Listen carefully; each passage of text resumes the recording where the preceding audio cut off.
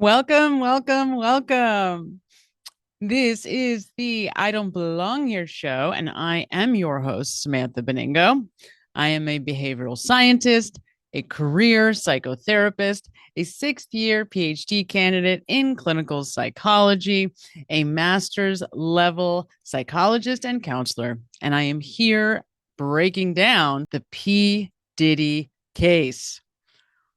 Whew. So we have now heard 2 days of Cassie Ventura's testimony.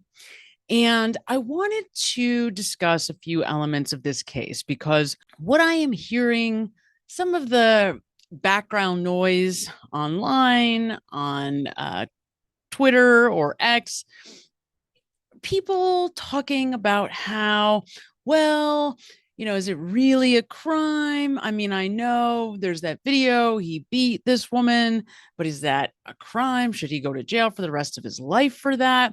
And the truth is that this was a lot more than domestic violence, as I know the defense wants you to believe.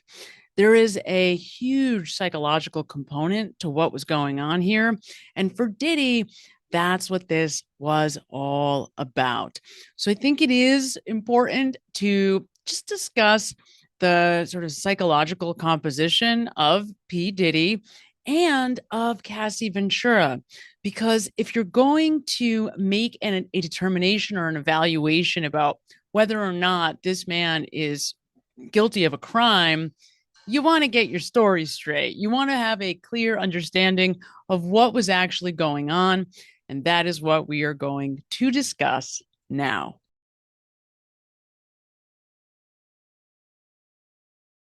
All right, so let's take a quick look at what the charges are here for P. Diddy. We have racketeering and conspiracy, where prosecutors are alleging that he operated a criminal enterprise. This is the RICCO statute, in which various illegal activities that included sex trafficking. And by sex trafficking, what that means, and this already I think has been proven in court, he would transport, sometimes internationally, certainly across state lines, groups of prostitutes, mostly, or if not exclusively, male prostitutes, to and from wherever he was to wherever he wanted them to be. So, by definition, that you can't do. That is illegal. That technically counts as sex trafficking. He's also being charged with forced labor, kidnapping, arson, bribery, and obstruction of justice. So, one of the key pieces here that goes to whether or not a crime was happening or whether there was criminal enterprise in play, there was a lot of effort to manipulate, coerce, and pay off people to conceal crimes, almost always paid by the company. So, or whatever company, a company, one of his companies. At one point, Cassie Ventura talks about how she would write off whatever money she would sometimes use to pay escorts, and each escort was paid between $6,000 and $8,000 for each of these freak offs, or wild king nights, as he liked to refer to them, which by itself tells us everything you need to know about this situation. The wild king nights. They were often, those funds were coming from his companies. And in order to produce these very carefully choreographed events, almost down to every second, he would have his entire staff not only prepare the rooms, get all the drugs, get all the baby oil. Cassie talks about using about 10 bottles of baby oil per freak off. Now, the goal was for everybody to be as shiny as possible. And that meant reapplying the baby oil as often as every 5 minutes, sometimes for up to 4 days, and reapplying to her male escort counterparts. On the stand, Cassie recalls one time in one of the hotel rooms, having a kiddie pool brought in and filling it with baby oil and lubricant, and then actually having her in her full clothing getting into the tub. Had to be Johnson and Johnson's, which we'll talk more about in a little bit. So not only that, then there would be an effort, a huge effort, a security detail to ensure that nobody bothered them during these events, that those that would follow Cassie around, basically ensuring her every move. There were times where he would leave for days on end and expect that she would continue to be involved in the freak offs, and the security team, and there would sometimes be 6, 7 guys, would ensure she stayed. He would then FaceTime in and check on her, that kind of thing. There was a lot of videoing of these events.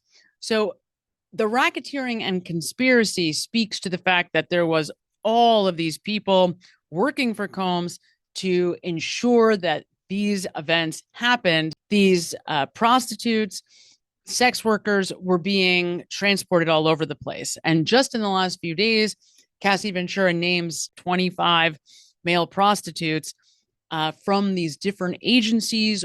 The big agency that I guess they wound up using most of the time was called Cowboys for Angels.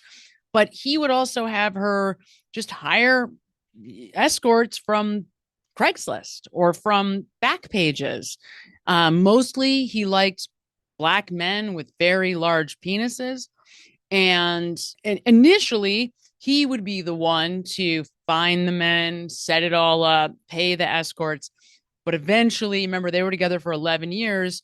Over time, she would be doing all the booking and finding the escorts at his demand. What really appears to have happened, from my view, is that he became increasingly addicted to these events, to the drugs, and to the drug-fueled events. So, and we're going to talk about that in a minute, but let's just review the rest of the charges first.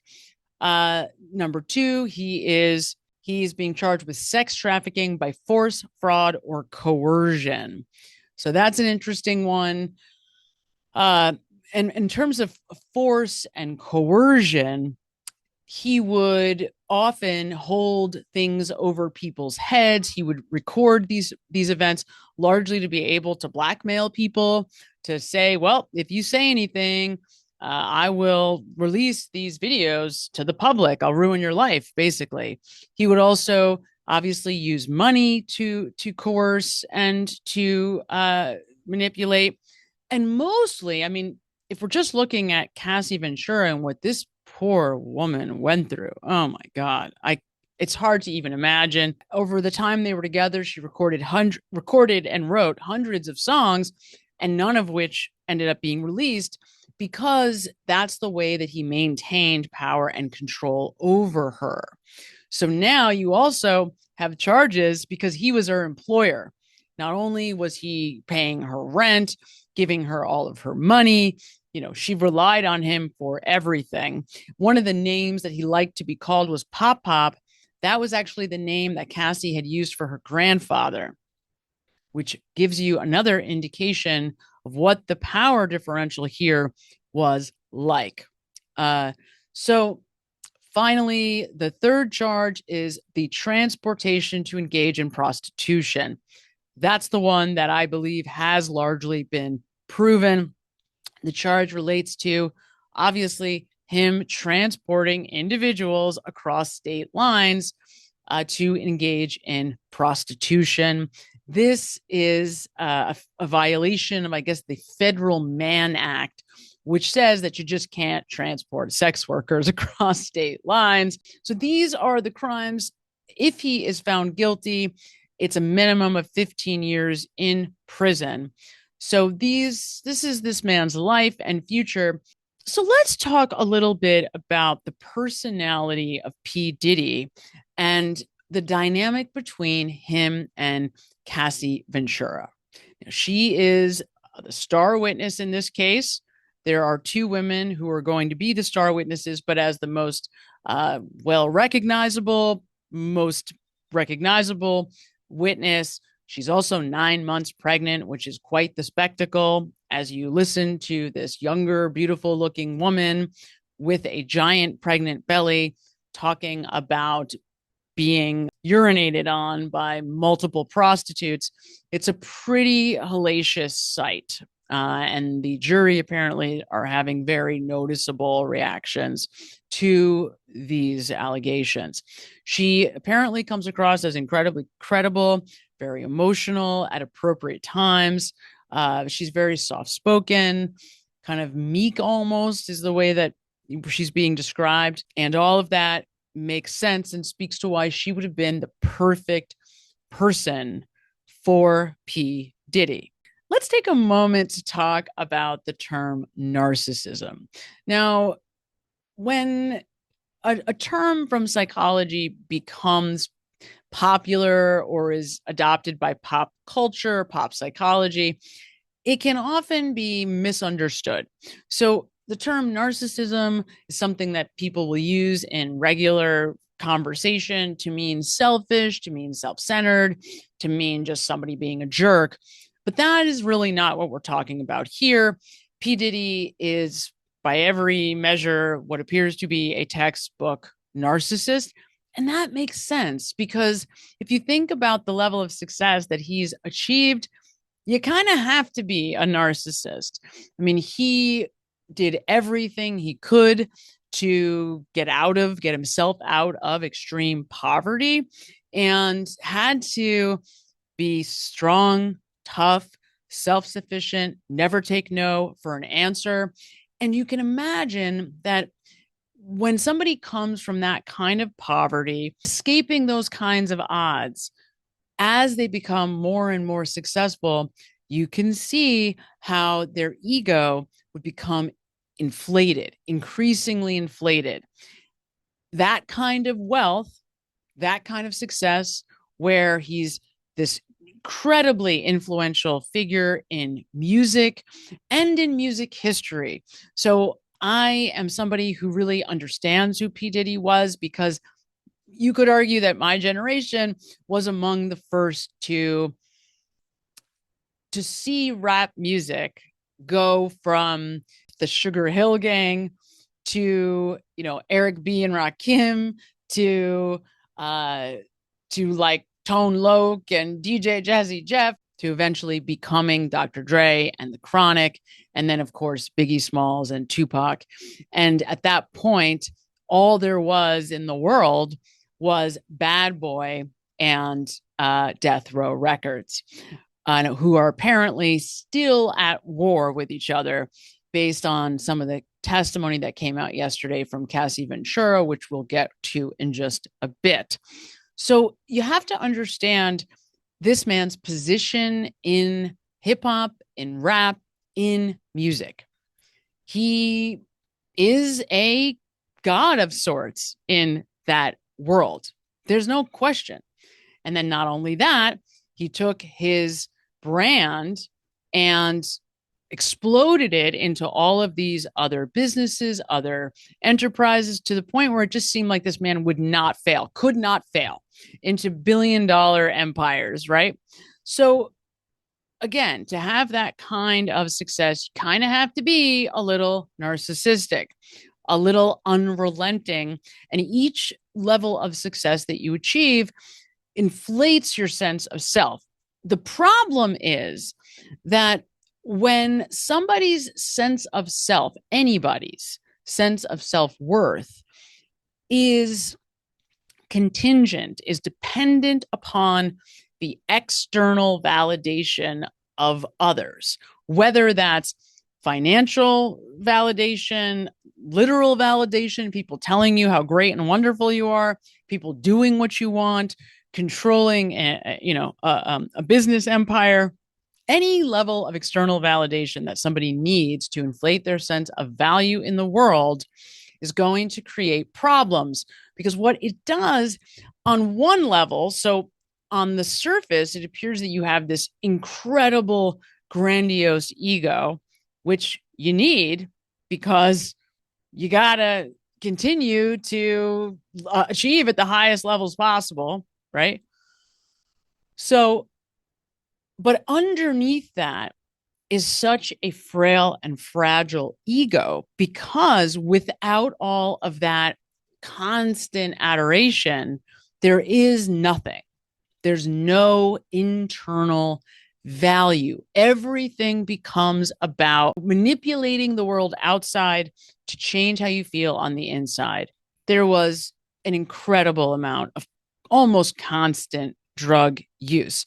All of these freak offs were drug induced, everything from quantities of Viagra, Xanax, Valium, ecstasy, cocaine, mushrooms, amphetamines. So anything and everything you could basically think of, with ecstasy at the center of these drug fueled parties, mostly because it made him feel, and he thought it made Cassie more sexual. What these did do was make her incredibly sick, which would lead to vomiting, and then having to just continue to do what she's doing, go right back to work. These are every so often. These are maybe once every couple of months, to once a month, to once a week, to multiple times a week for many days on end, to the point where at the very end of their 11-year-long relationship, she felt as though her job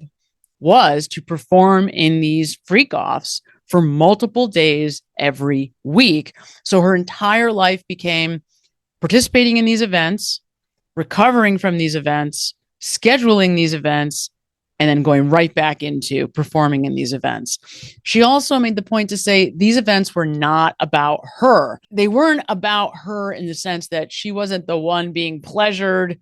She was the one being essentially tortured and dominated. And that's critical, because when you achieve at a really high level, it's almost like the way people build a tolerance to drug use, because that's what happens when people become addicted to drugs. It starts out where you're looking to just kind of feel better, like to have like a night out, a night of partying. And then it starts to switch to where life is so miserable without it that you try in every moment possible to be as high as you can.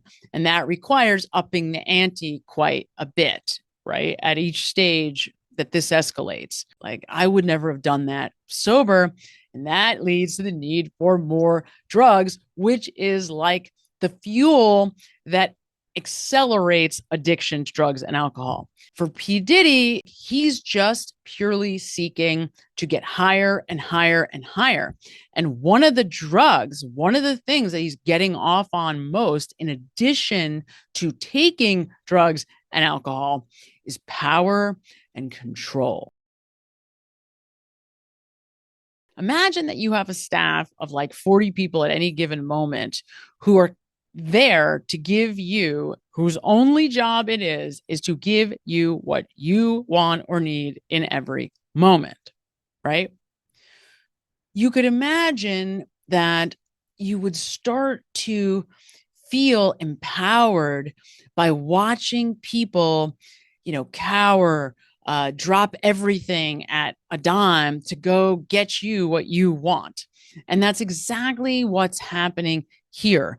He is starting to become addicted to the power, to the control, to that sense, that feeling that he's dominating over, right? He essentially becomes addicted to watching other people torture themselves or be willing to be tortured by him so that they can make him happy, so that he's able to see firsthand the kind of power he really has.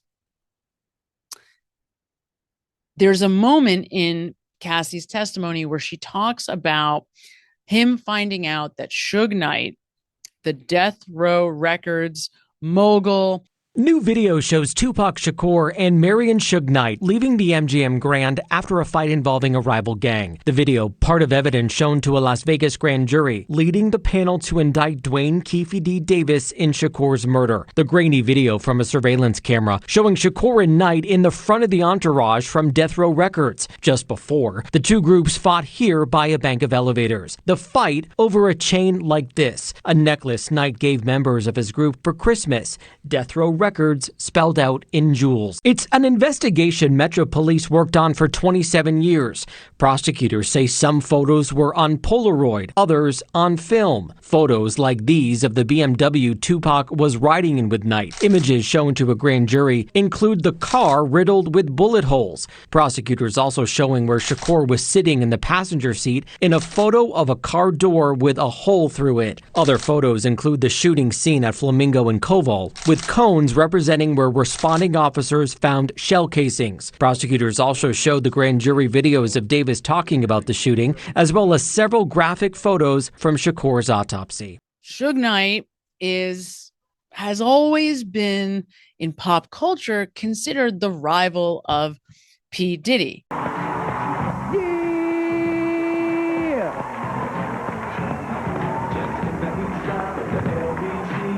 It's the Warren G. Seen a car full of girls, ain't no need to tweak. All of you search know what's up with 213. First of all, I'd like to thank God. Second of all, I'd like to thank my whole entire Death Row family on both sides, you know what I'm saying? I'd like to tell Tupac to keep his guards up. We ride with him.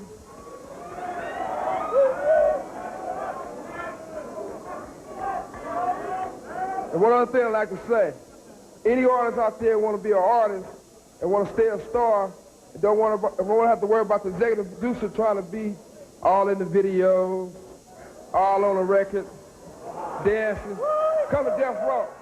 I'm only pointing out what Cassie Ventura was saying yesterday, which was she was there when P. Diddy found out that Suge Knight was somewhere nearby, downstairs in a hotel. I'm not exactly sure where, but somewhere nearby. So he and his security team go and grab an arsenal of assault weapons and take off. And she's describing how she's begging and pleading and screaming and crying for him not to do anything stupid, and suggests that she's just a fly on the wall. He doesn't give a crap about what her opinion is, and he takes off and leaves. It's interesting. It speaks again to the type of mentality that we're talking about. This man who is so powerful, he doesn't think much of grabbing an assault weapon with his security team and heading out to find Suge Knight, who I guess he didn't find, apparently. That's what we're talking about. We're talking about narcissism. We're talking about addiction. We're talking about somebody who is very shallow and has started to switch over biochemically, physiologically, into being led by his lowest self. Now, when I say lowest self, what I mean is your behavior has become governed or ruled by your physiology. So if you could imagine what it's like when you're hungry and you feel like no matter what you're doing, you can't think clearly anymore until you get some food in you. That's an example of a behavior that's being ruled by your biophysiology. Once you start taking drugs regularly or start to become addicted to power and domination and control, that becomes the North Star. It begins to drive your behavior, your thoughts. And it's very clear from Cassie Ventura's testimony that more and more P. Diddy is being ruled by those events, those freak-offs. So Cassie describes basically being a sex slave for P. Diddy. These were very incredibly choreographed events, down to what the room looked like, the lighting looked like. The bottles of baby oil needed to be warmed first. They needed to be Johnson & Johnson brand. The drugs needed to be readily available and ready to go. There needed to be wax, hot wax or candles. These were events where male escorts would be brought in, sometimes one, sometimes more than one, several over the course of days. Now, we're not talking about a one night, like a few hours of sex. We're talking about days, days of performing sexually. We are talking about carefully scripted events. And apparently, according to Cassie, they had a very specific choreographed sequence. They followed a pattern. The pattern included masturbation, touching, oral sex. Okay. These included things like having these male escorts ejaculate on her face, on different parts of her body, taking her into another room, and then her spreading that semen on different parts of his body. These drugs would make her very sick, so she would vomit, and that vomit would get all over, and she'd be expected to just continue like nothing, like nothing. He would say things to her like, finish up strong, like to encourage her to continue. Whether she was on her period, she would often have urinary tract infections from this much sex, didn't matter. She would have sores in her mouth from hours and hours of giving oral sex to men with large penises, because that's what Puffy liked. In addition to Sean, as she calls him, urinating in her mouth, these prostitutes were often told to urinate in her mouth. And sometimes she would choke. She'd be in these positions where, you know, she couldn't get air. She couldn't breathe. And she'd be begging them to stop. They didn't stop. There would be nights or times where she knew, for example, she had a movie premiere coming. And this was just before the incident at the Intercontinental Hotel that we've all seen very publicly, where Cassie's in the hallway elevator, at the elevator in the hotel hallway, and P. Diddy comes running out of a room with a towel on, just starts kicking and beating, dragging by the hair Cassie. So that night she was leaving a freak off, a wild king night, because she did not want to be disoriented from the drugs or bruised and battered from these freak offs before the premiere, and wound up being very bruised and battered, had to cover up for the premiere with makeup to hide bruises. There'd be times where she was beaten so badly that he would have he'd have somebody watching Cassie in a hotel room for a week to make sure that she didn't leave and go anywhere, so nobody saw her. Getting back to these freak offs, she would often book hotel rooms under names such as Jackie Starr, Veronica Bay, and they would leave these rooms so disgusting. There would be blood on the sheets, on the furniture, baby oil all over the walls, all over the furniture. They were getting thousands of dollars in cleaning bills from these hotels because of the way they were left. She said they would smell like urine and sweat, and just not a pretty picture. And of course, who cares? What does he care? He's got the money, right?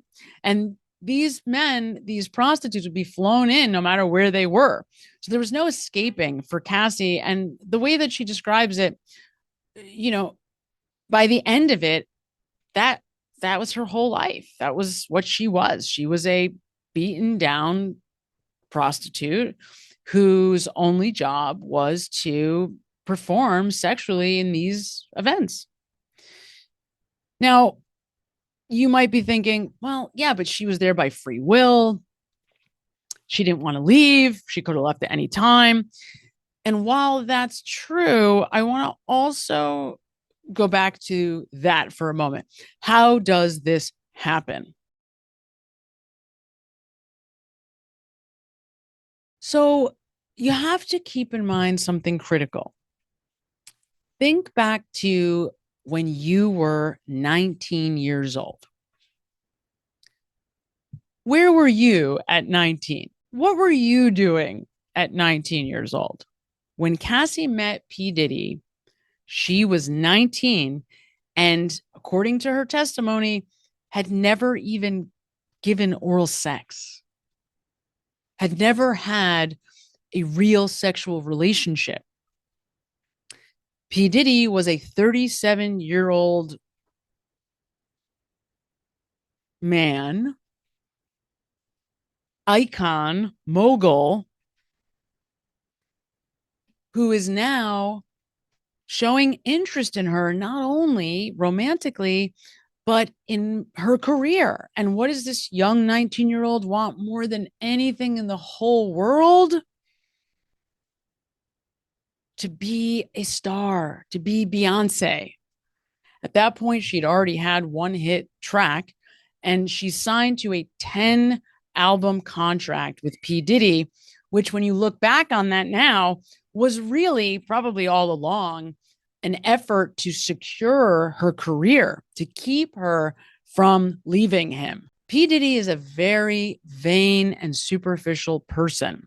Everything in his world is about the aesthetic, how it looks to the outside world. It rules his life. Everything this man does is carefully crafted and scripted because of how he thinks it looks to the outside world. Nothing he does is not intentional. Okay. She was a young, beautiful woman, and he wanted to secure that she would be his. My guess, there was never any intention to make her a Beyonce, because what would that do? That would inflate and create power for her, which would then, in his mind, take away his power over her. So by securing her to a 10-album contract, that's it. It's a lock. It's done. Keep in mind, over that 11 years, none of those albums or songs that she's created, none of it is released. For Sean, for P. Diddy, it is all about getting into this young girl's head and manipulation, power, and control. In the beginning, it starts out like to any normal couple. And then a few months in, he starts mentioning bringing in another man into their sex life, saying it'd make him happy. And then he starts to kind of feel disappointed in her when she won't do it. Oh, come on, try it. She's no. And then eventually she sees that he's disappointed that she won't. And she's afraid she's going to lose him. She's afraid that he's going to cheat on her, that he's going to go outside of the relationship if she doesn't do it. Remember, this is also her boss. Remember, the human brain does not fully develop until you're 25 years old. So this young girl is a child. Had she been just a few years younger, this would be a child. We would be talking about different charges. You really have to always keep this in mind. This is a young girl. This is the only relationship she's ever known. She said multiple times on the stand that she thought that this is what love was. And you know what? Of course. You just, with people who are master manipulators like P. Diddy, and then you add the celebrity and the power and the money, she really had no chance. And, arguably no 19-year-old girl has a chance against that. It's just a massive, it's a machine. It's a power. She was a naive young girl, and he saw that and just, scooped it right up and ran with it. She was powerless over that. She was powerless. Some of the text messages that they read between them are extremely damaging. It just evidences the way he would try to guilt her into returning. So the night, for example, at the Intercontinental Hotel, she eventually gets away. She does go back to her apartment, And the whole time after, he's texting her and he's saying, oh, I'm arrested. You got to come and help me. You got to save me. Oh, I need your help. I need your help. He's trying to use coercion any way that he can. Guilt, manipulation, fear. He's playing on her anxiety. When guilt doesn't work, then he resorts to, it's an emergency. It's an emergency. Fear. There would be times where she'd be doing nothing at all. She would just be sitting there and he would come over out of nowhere and just grab her by the hair, punch her in the face, saying that his eyes would turn black and a different person would be sitting there with you. And I'm sure that's true. You have to also remember, for this man, he's becoming more and more ruled by the lowest parts of him, by these addictions that he has. And so imagine what it's like to be constantly on these kinds of drugs, then add the power and the control, all the money, the manipulation. And now there are these moments where you're coming down. You don't feel good. You start to feel sick. You start to feel grumpy. You start to feel agitated. What do? What's the fastest way to infuse a sense of power or some dopamine, a dopamine rush in that moment to get that need met? Reach over, beat the piss out of your girlfriend and watch as you use then your skills of manipulation to get her to stay after. To me, this man was already narcissistic. You add the kind of drugs and alcohol that we're talking about, you add the kind of power and control that we're talking about, and it just keeps escalating. And if you let him out, I will tell you, if he gets out, it will continue. It will continue, and in almost all cases, unless somebody was to really commit their lives to recovery, which in this case is arguably not possible because of the level of narcissism. So because we're dealing in this case with a true dual diagnosis, we have somebody who's obviously addicted to drugs, alcohol, power, control. We also have somebody who's narcissistic at their core personality structure. The combination of those two things, the odds of a full recovery are basically next to nothing, which means that soon as he's given freedom, he's going to probably escalate. Because with drugs, your body, your brain remembers these relationships. Drugs, these are relationships to the brain. So even if there's been 20 years of time between the last time you were engaged in that behavior and you go back to it 20 years later, it comes back with a vengeance. It's not like you get to start over again because it's a powerful imprint. The body remembers. So this man is a dangerous guy. And he will continue to escalate if he gets out. All right, there is where we are at in the P. Diddy case. Today, cross-examination will begin of Cassie Ventura, and we'll continue to try to bring you updates as we can. It is really interesting, and with somebody this high profile, or these kinds of witnesses, it truly is fascinating to watch. So we'll keep you updated. Thank you so much for your time, your effort, and attention, and hopefully I will see you soon. Hold me close till I get up. Time is barely on our side. I don't wanna waste what's left. The storms we chase are leading us, and love is